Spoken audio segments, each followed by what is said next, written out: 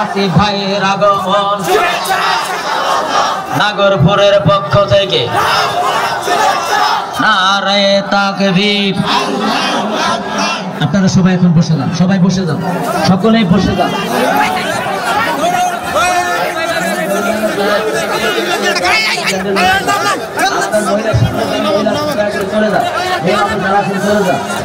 সামনে যারা আছেন তারা দয়া করে চলে যান। আমার ভাইরা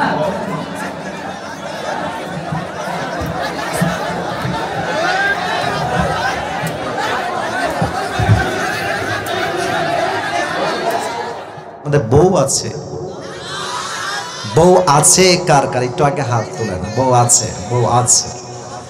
আচ্ছা আচ্ছা, হাত নামান।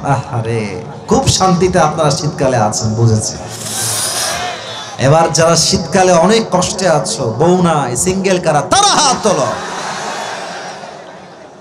ইন্না লিল্লাহ। সাররা কোথায়? এই যে আমার ডানে সারেরা আছেন, এই যে বামে ভাইরা, দেখেন আপনাদের বউ নাই। ইন্না লিল্লাহি ওয়া ইন্না ইলাইহি রাজিউন। যুবকদের কষ্ট কেউ না বুঝলেও আসিফ হুজুর কিন্তু বোঝে। যুবক ভাইরা, আমি আমার একটা ওয়াজে ওপেনলি ডিক্লেয়ার দিয়েছি, শীতকালে কম্বল দিয়ে নয়, ল্যাব দিয়ে নয়, একমাত্র বউ দিয়ে যুবকদের শীত হবে। আব্বা বোঝে না রে, আব্বা বোঝে না। আব্বা বলে যে নিজের পায়ে দাঁড়া, নিজের পায়ে দাঁড়াইতে দাঁড়াইতে যৌবনের অর্ধেক যৌবন নষ্ট হয়ে যায়। আল্লাহ আব্বা জানদেরকে বোঝার তৌফিক দান করুক, পরে সবাই আমিন। আর অনেক মেয়েদেরকে দেখলাম তারাও মাহফিলে এসেছে। আমি প্রত্যেকটা মা বোনকে উইথ ডিউ রেসপেক্ট দিয়ে বলছি, যদি আল্লাহর এই জমিনে আপনারা বিয়েকে সহজ করতে চান, টাকাকে মাইনাস করে চরিত্রকে সবচাইতে বেশি গুরুত্ব দেওয়া লাগবে মেয়েদের। মেয়েদের কাছে আমি জানি না কেন যেন টাকাটা অনেক বেশি দামি হয়ে গিয়েছে। এরা এরা এরা টাকা পাইলে অনেক সময় চরিত্রহীন বুইরা টাকলার সঙ্গে বিয়ের পিড়িতে বসে যায়। না, এমন মেয়ে তো রংপুরে অন্তত পক্ষে নাই। আরে নাই রে বাবা, আল্লাহ হেদায়াত দান করুন, পরে সবাই আমিন। আমি প্রত্যেকটা যুবকের পায়ে হাত রেখে বলবো, আবদার করব, বিনয়ের সাথে বলবো, and I'm being very humble about it, বিনয়ের সাথে বলছি, চরিত্র রক্ষার জন্য বিয়ের চাইতে উত্তম কিছু আর কিছুই হতে পারে না। আর আমি আরেকটা কথা বলবো, তোমরা অনেকে বিয়ে করতে ভয় পাও, এটা আমি জানি। আমি নিজেও তো যুবক, তোমাদেরকে আমি না বুঝলে বুঝবে কে বলো? হ্যাঁ, শোনো, বিয়ে করতে ভয় পাবা না, কোনো ভয় নাই। পুরুষ মানুষের জন্য বিয়ে একটা জায়েজ না, 4টা বিয়ে জায়েজ আছে। আমি বলছি তুমি 4টা বিয়ে করো, আমি বলবো তুমি একটা বিয়ে হালাল নিয়তে পরিষ্কার মনে করো। যদি জিতে যাও শাদি মুবারক, যদি হেরে যাও নেক্সট শাদি মুবারক। কথা বুঝলে বুঝবা, না বুঝলে ভয় নাই। আরে আমি মরদ মানুষ, মেয়ে আমার ঠকাইবে, আমি 2 পয়সা পরোয়া করি না যুবক ভাই। দুনিয়াতে মেয়ের কোনো অভাব নাই। যে বিশ্বাস রাখবে আজীবন তোমার সঙ্গে থাকবো, বিশ্বাস রাখবা না তোমার জায়গা আমার লাইফে একচুল পরিমাণ হবে না। অনেস্টি, লয়্যালটি, বিশ্বাস আছে আমি আছি, বিশ্বাস নাই আমিও নাই, ঠিক কিনা বলে? অতএব সব ভুলে যাও। 10,000 টাকা ইনকাম, 12,000 ইনকাম, 15,000 ইনকাম। তবে হ্যাঁ, বিয়ের ক্ষেত্রে মেয়েকে নিয়ে ডিমান্ড খুব আহামরি আকাশ পরিমাণ রাখবা না, মাথায় রাখবে একটু ছাড় দেওয়া লাগবে, একটু ছাড় দিতে হবে। সব মেয়ে পারফেক্ট হবে না, কেউ পরিপূর্ণ পর্দাশীল হবে, কেউ পরিপূর্ণ পর্দাশীল হবে না, কেউ খুব বড়লোক হবে, কেউ মধ্যবিত্ত হবে, কেউ গরিব হবে। তুমি জাস্ট এইটা দেখবা যে রসুলের সুন্নাহ অনুযায়ী এই মেয়েটার দিনদারিত্ব ঠিকঠাক আছে কিনা। যদি দিনদারিত্ব ঠিক থাকে, রিচ হোক, মধ্যবিত্ত হোক, লোয়ার ক্লাস হোক, দিনদার হবে যেখানে, বিয়ে করব সেখানে। আর একটা কথা বলে আমি আমার এই কথার ইতি টানতে চাই। মনে করো যে আসিফ হুজুর ওয়াজ করে গেছে, আজ থেকে বিয়ের প্ল্যান শুরু হয়ে গেল, কথার কথা, ফর অ্যান এক্সাম্পল। এখন ভাবছো যে না, আসিফ হুজুর ওয়াজ করেছে বিয়ে করার জন্য, ঠিক আছে, তবে আমার বেতনের স্কেল হচ্ছে এখন 10,000 টাকা, যখন এটা 30+ হবে তখন বিয়ে করব। পাশাপাশি এখন যে মেয়েগুলো দেখছি আহামরি সুন্দরী না, ঠকে যেতে পারি, কারণ এটা হচ্ছে মোবাইল ফোনের মতো, যত বছর যায় এটা আপডেট হয়। হ্যাঁ, মনে হবে যে দেরি করলে আরো আপডেট ভার্সন পাবো। ভুল ধারণা। কেন ভুল ধারণা আমার থেকে বুঝে নাও। তুমি যদি একটা বছর বিয়েকে পিছিয়ে দাও, যে আমি 2025 সালে নয় 2026 সালে বিয়ে করব, বেটা তুমি যে একটা বছর সিঙ্গেল থেকে মাস্টারবেশন করবা, চোখের গুনাহ হবে, জিনার গুনাহ হবে, হাসতেছো, এই গুনাহের দায়ভার কে নেবে আমাকে বলো তুমি আমাকে। অতএব একটাই কথা, যৌবন আমার একমাত্র বিয়েতে যাবে, হারাম কাজে যাবে না যুবক ভাইরা, ঠিক কিনা বলেন? আল্লাহ আমার যুবক ভাইদেরকে বোঝার তৌফিক দান করুন, পড়েন সবাই আমিন। 3টা তাকবীর দিবেন। প্রথম তাকবীর দিবেন বিবাহিত ভাইরা, দ্বিতীয় তাকবীর দিবেন আমার প্রিয় সিঙ্গেল ভাইরা। দেখতে চাই কার গায়ের জোর কত বেশি। বিবাহিত ভাইরা কাশি দেন একটা। হায় রে, মান সম্মান সব শেষ হয়ে যাবে আজকে। বিবাহিত ভাইরা তাকবীর দিবেন জোরের সঙ্গে আমার সাথে, সিঙ্গেলরা চুপ থাকবে। বিবাহিত ভাইরা নারে তাকবীর। মোটামুটি নাই, বেশি একটা আওয়াজ নাই। আচ্ছা, সিঙ্গেলরা একটা কাশি দাও। আপনারাই নাম্বার দিবেন, আমি চুপচাপ আছি, আমি এই দল থেকে বের হয়ে গেলাম আজকে। সিঙ্গেল ভাইরা তাকবীর দেন, নারে তাকবীর। বিবাহিত ভাইরা আমাকে মাফ করে দিয়েন। আহা মাশাআল্লাহ, আজকে আমরা সবাই মিলে আরেকটা তাকবীর দিব এমন জোরে যে আমি আসিফ হুজুর তাকবীরের ঠেলায় স্টেজ ভেঙে নিচের দিকে পড়ে যাব, ঠিক আছে? দেখা যাক, সবাই একটা কাশি দেন। নারে তাকবীর। আল কোরআনের আলো, আল হাদিসের আলো, কোরআন হাদিস যেখানে, আলেম ওলামা যেখানে, পীরগঞ্জবাসী যেখানে, আল্লাহ যেন কবুল করে, পড়েন সবাই আমিন। আজ অল্প সময় ওয়াজ হবে, মিডিয়াতে দে আর রেকর্ডিং দিস ভিডিও, তারা এটা রেকর্ড নিচ্ছে। আমি এতটুকুই আবদার রেখে শেষ করব যে আপনাদের শেষ পর্যন্ত এই যে ডানে যুবক, ওইদিকে যুবক, মাঝে যুবক, বামে যুবক, সাউন্ড হবে এত জোরে যে প্রত্যেকটা জেলার মানুষ ইউটিউবে যখন এই ওয়াজটা শুনবে, আপনাদের সাউন্ডে যেন মানুষ আজীবন বলতে বাধ্য হয় যে রংপুরের সন্তানরা কেউ বিড়ালের বাচ্চা নয়, সব সিংহের বাচ্চাগুলো আমার সামনে বসে আছে। এই আওয়াজটা শেষ পর্যন্ত থাকবে তো ইনশাআল্লাহ। আল্লাহ যেন সেই তৌফিক দান করে, পড়েন সবাই আমিন।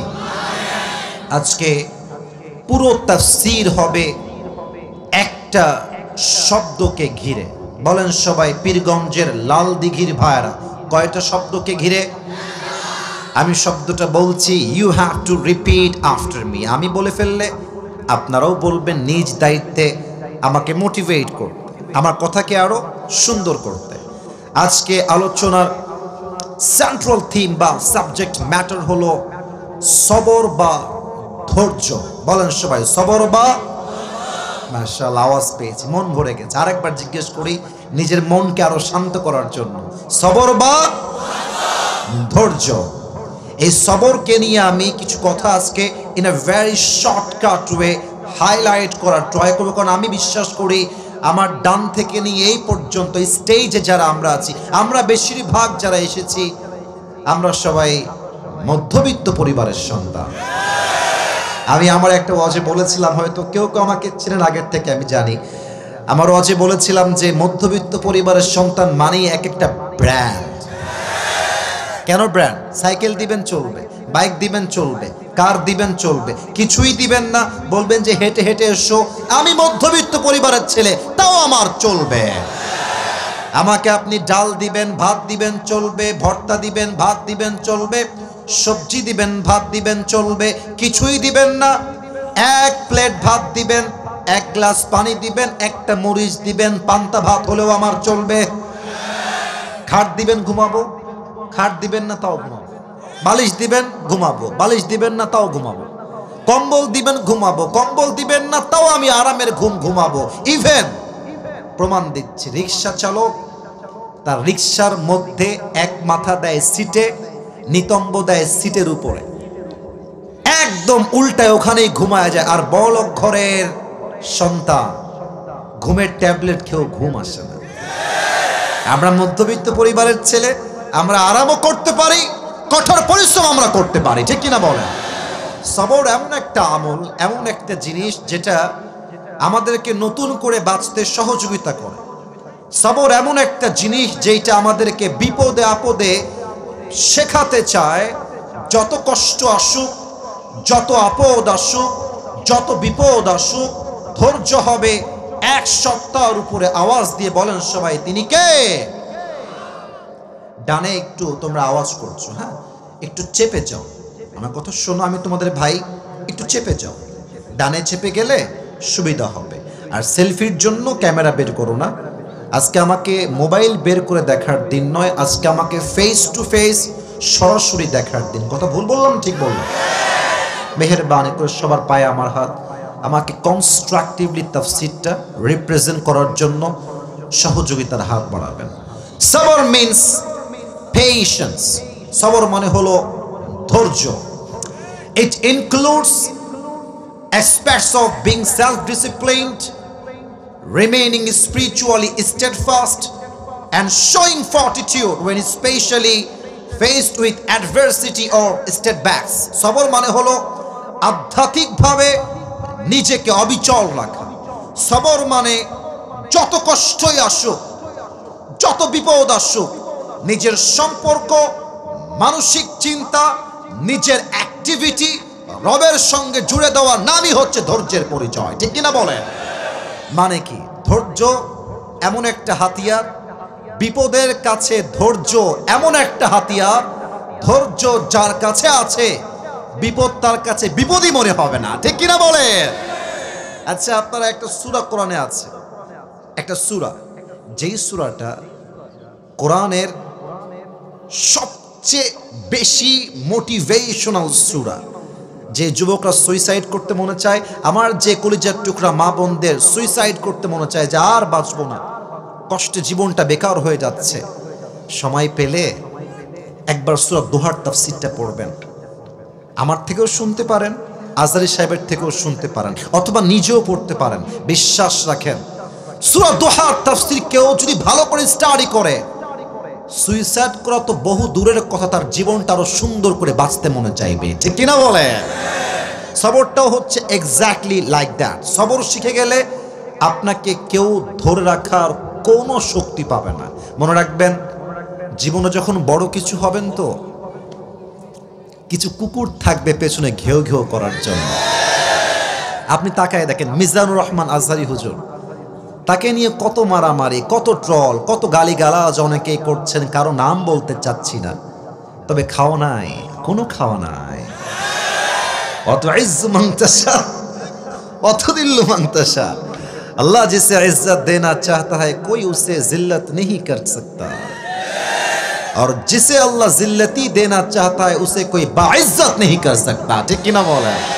সম্মানের মালিক তো আল্লাহ তাআলা। তো তুমি যখন সামনের দিকে এগিয়ে যাবা, জীবনে বড় কিছু করবা, এলাকার চাচারা বলবে, কি রে তুই তো ভালোই এগিয়ে গেছিস রে, আমাকে চিনতে পেরেছিস? আমি তোর চাচা, আমি তোর মামা, আমি তোর খালু, আমি তোর খালা। দ্য ম্যাটার ইজ, পকেটে টাকা ভারী থাকলে আই লাভ ইউ বলার লোকের অভাব হয় না, আর পকেট খালি থাকলে ঘরের আপন বউটাও পর হয়ে যায়। যত কষ্টই হোক, পকেট ভারী হোক খালি হোক, সবর হবে এক সপ্তাহের উপরে। আওয়াজ দিয়ে বলেন সবাই, তিনি কে? আমি কিছু এক্সাম্পল দিব কোরআন থেকে। প্রথম এক্সাম্পল দিব দুইটা কোরআন থেকে আয়াত ভিত্তিক, তবে কিছু প্রশ্ন করছি। I hope I will get the right answer from all the people. I will get that inshallah. আমি আশা রাখব উত্তর সঠিক দিবেন আমার পীরগঞ্জের লাল দিঘির ভাইরা। বলেন তো, একজন নবী ছিলেন, যেই নবী, আপনাদের মনোযোগ খুব মারাত্মক, আপনার উত্তর দিবেন সঠিক, এটা আমার বিশ্বাস। যিনি কোন বর্ণায় আসছে 12 বছর, কোথাও আসছে 18 বছর যাবৎ তিনি সিক ছিলেন, অসুস্থ ছিলেন, আইয়ুব আলাইহিস সালাম। মাশাআল্লাহ, রাইট আনসার। বলেন সবাই, কি নাম ছিল? খুব খেয়াল করেন যে আল্লাহ আমাকে তুমি একটা বউ দিয়ে দিও। এই দোয়া দিয়ে কাজ হবে না, দোয়াটা দোয়ার মতো হতে হবে। আল্লাহ তুমি আমার একটা BMW দিও, কাজ হবে না, ভালো করে দোয়া করতে হবে। দেখেন আপনাদের পীরগঞ্জে, আমি এই এখনই রিসেন্ট বলছি, এই যে এখনই 10 মিনিট আগের কথা, মানে 3টা বাজার আগের কথা, 10 মিনিট না। আমি হোটেলে খেতে বসেছি, আপনাদের রংপুরের এই লালদিঘির থেকে সামনে একটা হোটেলে, গাড়িতেই ছিলাম। তো আমি দেখলাম যে একটা বৃদ্ধা মহিলা আমার গাড়ির কাছে চলে আসছে। একদম বৃদ্ধা, দাঁত নাই, একটা দাঁতও নাই, একদম ছোট্ট ছোট্ট 2-1টা দাঁত, মানে কোনো মতে খাওয়ার জন্য আছে। বৃদ্ধা মহিলা, এই যে নাইম আমার সাক্ষী, সে আমার সাথে ছিল। প্রথমে দিলাম 50 টাকা, 50 টাকা সে নিল আমার থেকে। আবার আসছে গাড়ির কাছে, বলছে আমি দুপুরের খাবারটা খাবো। তো তার চেহারাটা এত মলিন ছিল, আমি বললাম যে ওকে নিয়ে যাও, হোটেলে নিয়ে গিয়ে যা খায় খাওয়ায় দাও।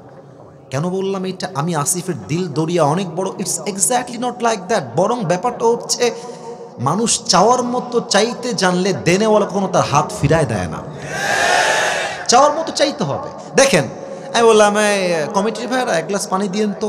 একটা, এই পানি দেন, আমি মরে গেলাম রে ভাই, পানি দেন। এক দৌড় দিয়ে পানি দেবে।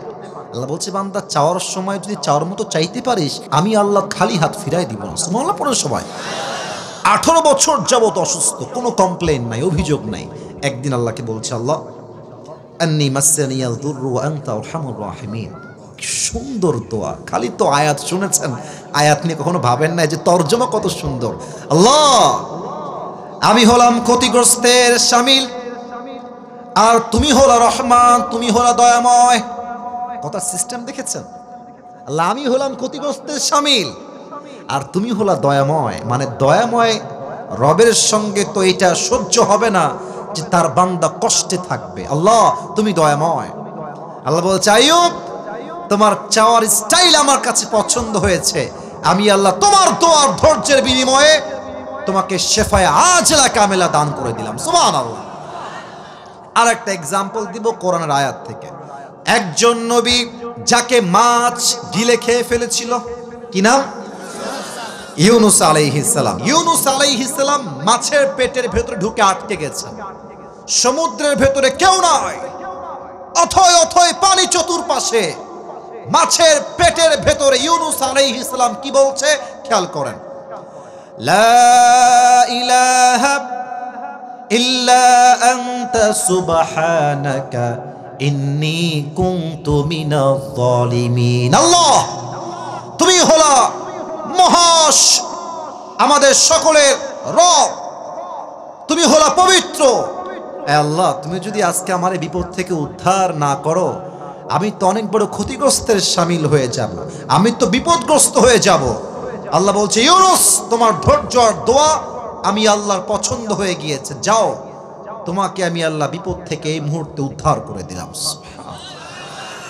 এখানে যারা যুবক ভাইরা আছো, তোমরা তো অনেকে এসএসসি দিবা, অনেকে দিয়েছো, অনেকে এইচএসসি দিবা, অনেকে দিয়েছো, অনেকে অনার্স দিবা। দেখো আমিও একজন ছাত্র, স্টুডেন্ট।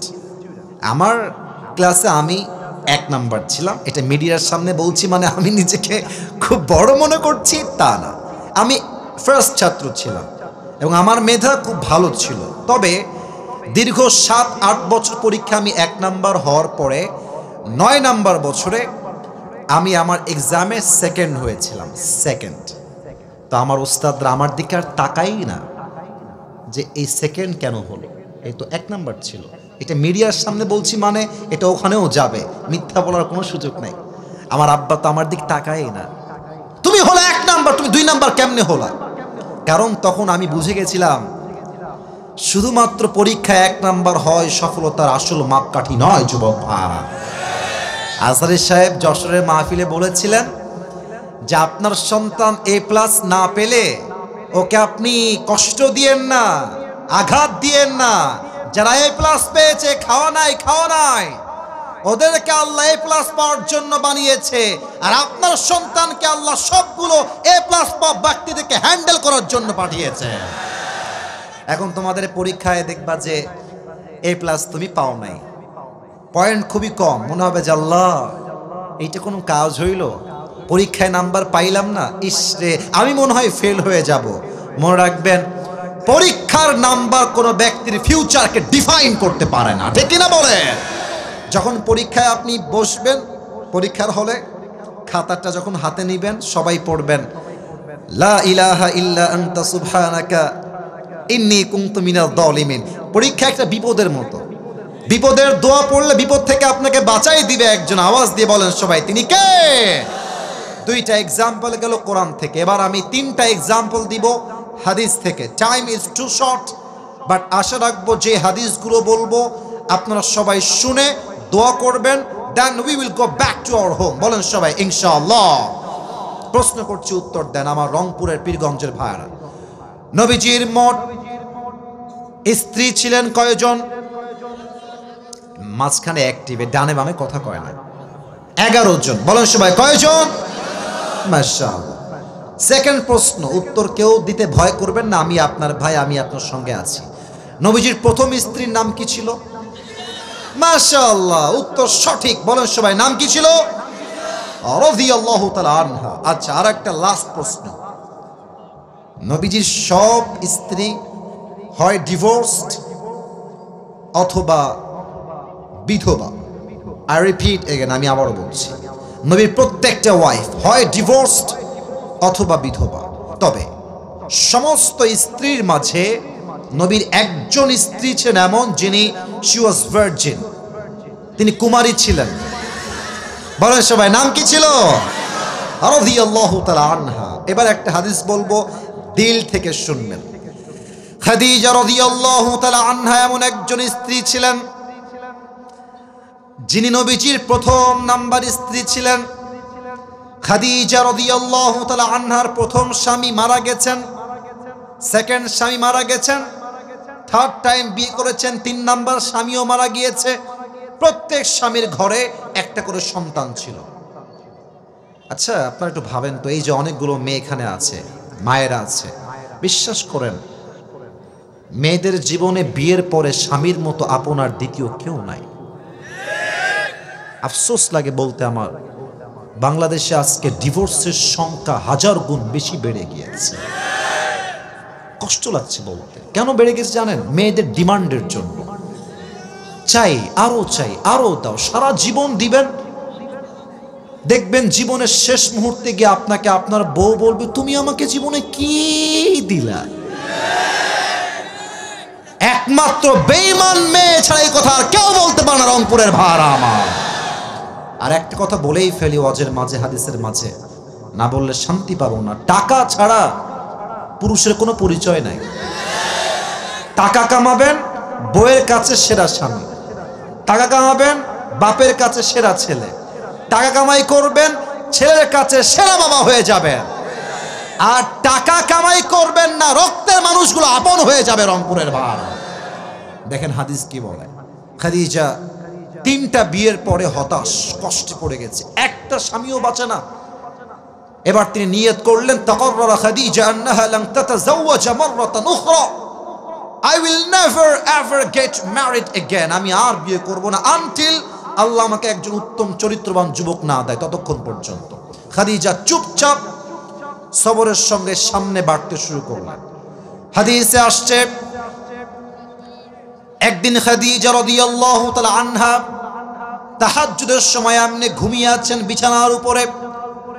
হঠাৎ করে তিনি স্বপ্নে দেখছেন অমাবস্যার রাত, চতুর্পাশে অন্ধকার। উনি বাহিরে বের হয়েছেন, আকাশের দিকে তাকিয়েছেন, দেখছে আকাশে এক বিশাল চাঁদ, আর চাঁদের আলো এতটা প্রবল, চাঁদের আলোতে পুরো পৃথিবীটাই আলোকিত হয়ে গেছে। সুবহানাল্লাহ পড়বেন না আপনারা? খাদিজা বলছে, মাশাআল্লাহ, এত বড় আলোকিত চাঁদ তো আমি জীবনে কখনো দেখি নাই। চাঁদের দিকে এমনি জাস্ট তাকিয়েছে, আমার দিকে তাকানো সবাই, আমার চোখে, আমার চেহারা তাকিয়ে চাঁদের দিকে এমনি। চাঁদটা ঠাস করে উপর থেকে খাদিজার বুকের দিকে নামতে শুরু করেছে, চাঁদ উপর থেকে নিচে নামতে শুরু করেছে। খাদিজা ভয় পেয়ে গেছে, খাদিজা একটু পেছন পা হয়েছে, আর সাথে সাথে ঘুমটা ভেঙে গেছে। খাদিজার স্বপ্ন ঘুম ভেঙে দৌড় দিয়ে তার চাচা ওয়ারাকা বিন নাফিলের কাছে গিয়েছে, ডাক দিয়ে বলছে, চাচা স্বপ্নে দেখলাম বিশাল লম্বা একটা চাঁদ আকাশ থেকে ভেঙে আমার বুকের দিকে পড়ছে। মা তাবিরু হাযাল হুল, এই স্বপ্নের ব্যাখ্যা কি হবে চাচা? বলছে অপেক্ষা করো, আমি পড়ছি তাওরাত ইনজিল, দেখছি তোমার ব্যাখ্যা কি হবে। চাচা ওয়ারাকা বিন নাফিল তাওরাত খুললেন, ইনজিল খুললেন, খুলে বলছেন, খাদিজা গুড নিউজ। এই ওই দিক না, এদিকে তাকাও। গ্রামের চাচাতো ভাইয়ের মতো আচরণ করলে চলবে না, ঠিক আছে? ড্রোন এগুলো উড়বে, নট এ বিগ ডিল, আমার চোখের চোখ রাখো। বলছে খাদিজা গুড নিউজ, সুসংবাদ তোমার জন্য। শোনো, আমি তাওরাত আর ইনজিল খুলে ব্যাখ্যা করে বুঝতে পারলাম শেষ নবী তোমার স্বামী হিসেবে কবুল হতে চলেছে। সুবহানাল্লাহ। খাদিজা বলছে এটা কি সত্যি? বলছে ইয়েস সত্যি, অপেক্ষা করো, সবরের পরিচয় দাও। লম্বা হাদিস, লম্বা ঘটনা, আমি শর্টকাটে বলার ট্রাই করছি পীরগঞ্জের ভাইরা। একদিন নবীজি খাদিজা রাদিয়াল্লাহু তাআলা আনহার ঘরে আসলেন একজন বিজনেস পার্টনার হিসেবে। ইউ অল নো দিস হাদিস, এটা সবাই আপনারা জানেন। তো দেখেন আমাদের যে বাসাগুলো আছে, দেখবেন যে বাসার দুইটা রুম, মানে দুইটা রুম বাসায়, দেখবেন এই পাশে একটা রুম, এই পাশে একটা রুম, পাশে হচ্ছে বারান্দা। তো বাসার মাঝে যে দেওয়ালটা থাকে, মাঝে মাঝে দেওয়ালে জানালা বা উইন্ডো থাকে কি থাকে না? এই যে কথা না বললে ওয়াজকারে কই, থাকে না থাকে না? থাকে। তো নবীজি এসেছেন বিজনেস করার জন্য, মূল অর্থ নিবেন, ব্যবসা করবেন, আবার বিপুল পরিমাণ লাভ করে খাদিজাকে ফিরায় দিবেন। তো খাদিজা বলছে উনি কি এসেছেন? যে যুবকটা আসার কথা, দাসীরা বলছে এসেছেন, আপনি দেখে যান।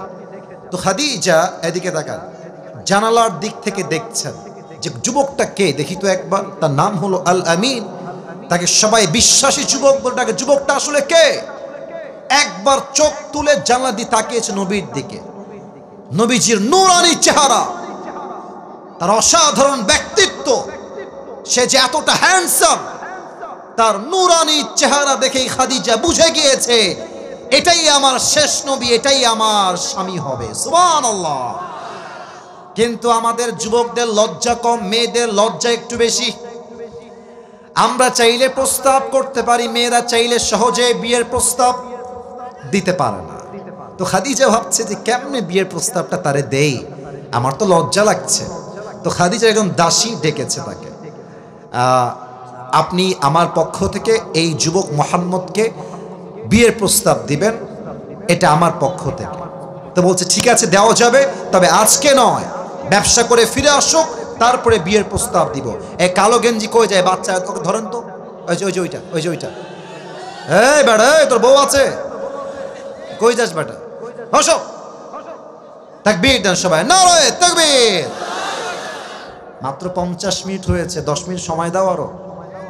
ওয়াজ শেষ না হলে কেউ বাসায় ফিরতে পারবে না, ঠিক কিনা বলে? তো বলছে ঠিক আছে, আপনি ফিরে আসলেই প্রস্তাব দিবেন। এই আব্বা জান, ও আব্বা জান, ও মায়েরা একটু শোনেন না আমার কথাটা, দেখেন না আপনার জীবনে পরিবর্তন আসে কিনা। তো কয়েকদিন পরে যখন নবীজি ব্যবসা করে বাসায় ফিরে আসছেন, খাদিজার দাসী তার বাসায় আসছে, এসে বলছে আসসালামু আলাইকুম মুহাম্মদ, তোমার সাথে কথা বলা যাবে কোনো বিষয়ে? বলছে আসেন, কথা বলবো, সমস্যা নাই। তো অনেক কথাবার্তা হওয়ার পরে খাদিজার দাসী বলছে মুহাম্মদ একটা প্রশ্ন করব, যদি মাইন্ডে না আনো। বলছে কি প্রশ্ন বলেন? আচ্ছা তোমার বয়স তো মাশাআল্লাহ 25 বছর হয়ে গেছে, তো তুমি দেখতেও সুন্দর, ব্যবসাও শুরু করেছো, তুমি বিয়ে করো না কেন, সমস্যা কি তোমার?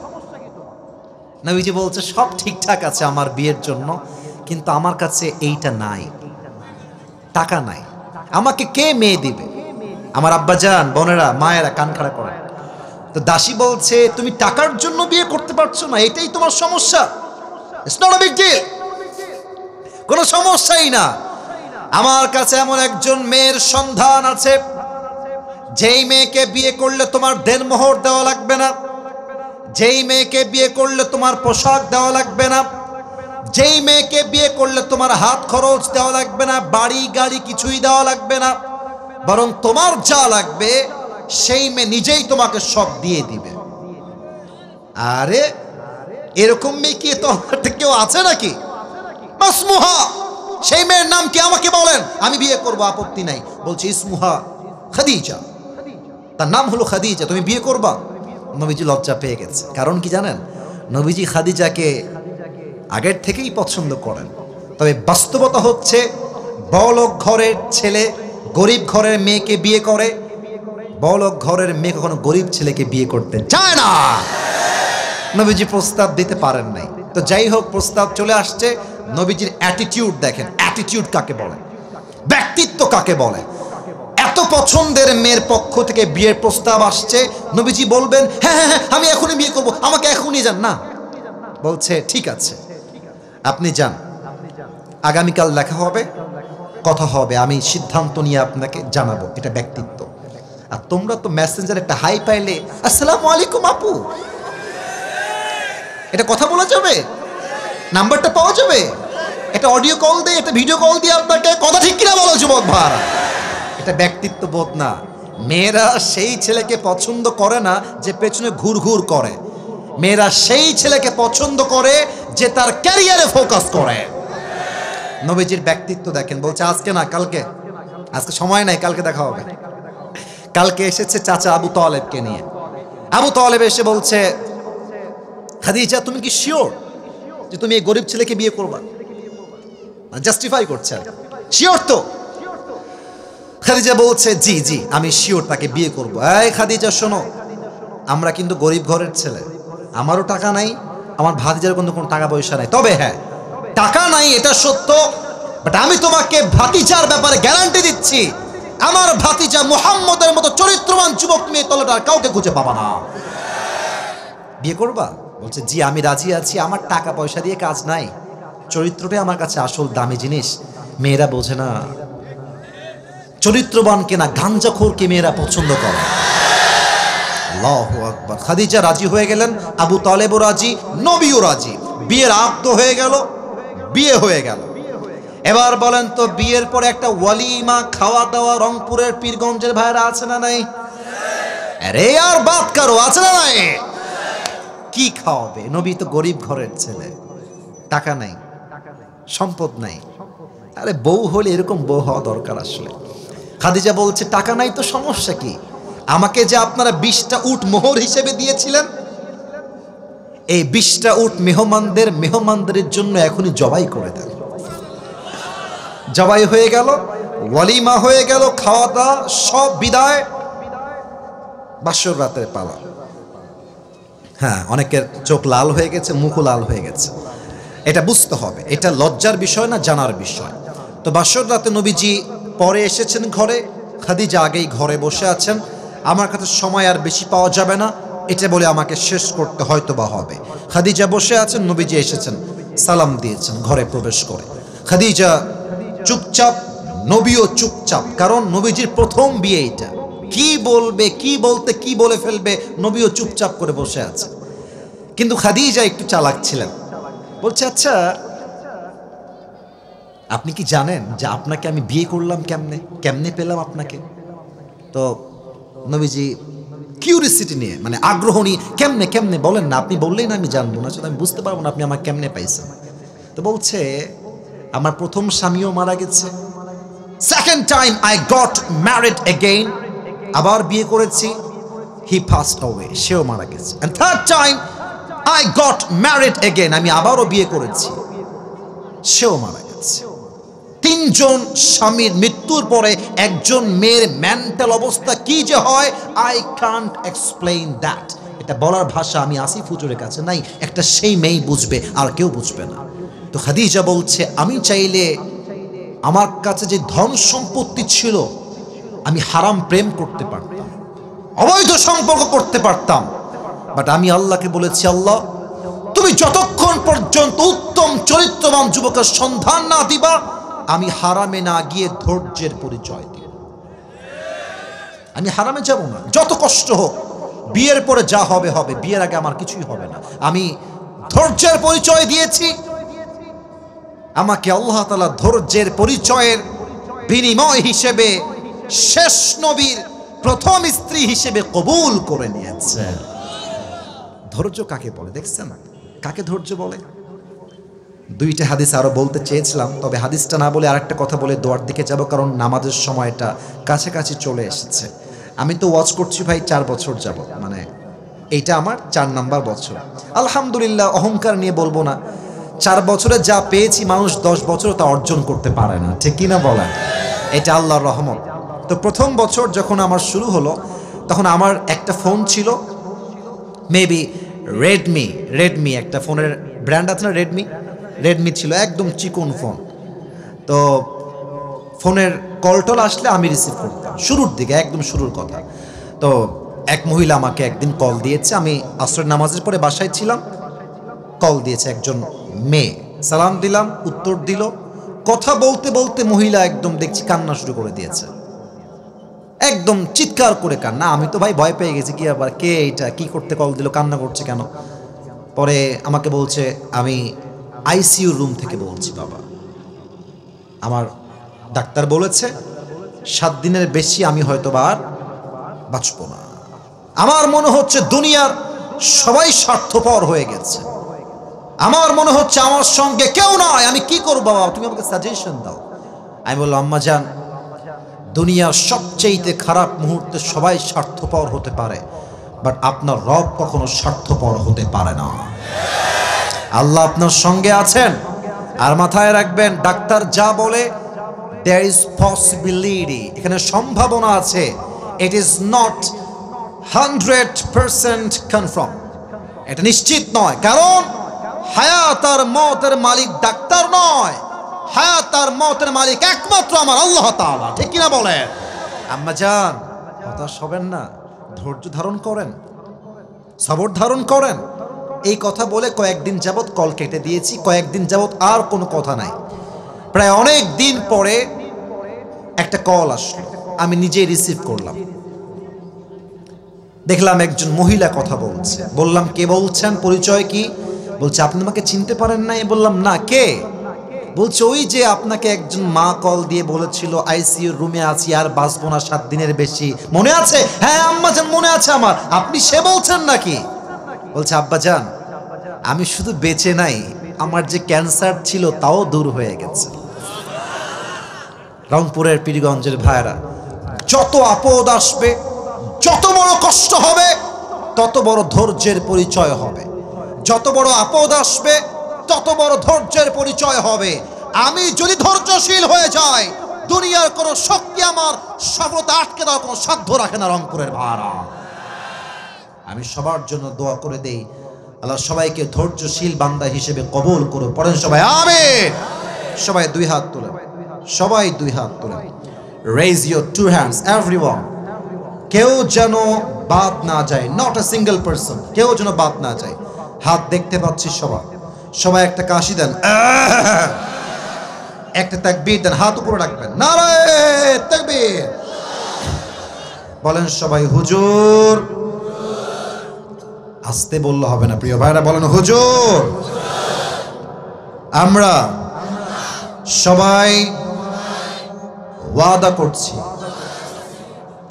আজ দোয়া না করে আমরা কেউ উঠে, এই যে শুনতে পাই নাই, উঠে হাত দেখতে চাই, যাব না। হাত দেখার সবাই যাব না, বলেন সবাই হাত তুলে ইনশাআল্লাহ।